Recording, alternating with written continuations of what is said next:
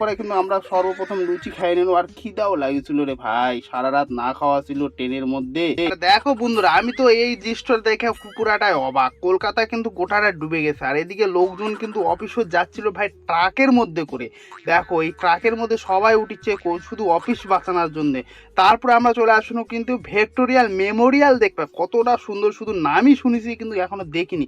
আর বন্ধুরা এই ভিডিওটা কিন্তু আমার অনেক পুরাতন, দুর্গাপূজার আগের ভিডিও। দুর্গাপূজার আগে আমি গেছিলাম কলকাতা, সেই ভিডিওটা কিন্তু আজকে আমি পোস্ট করেছি, তোমরা কিছু মনে করো না কিন্তু।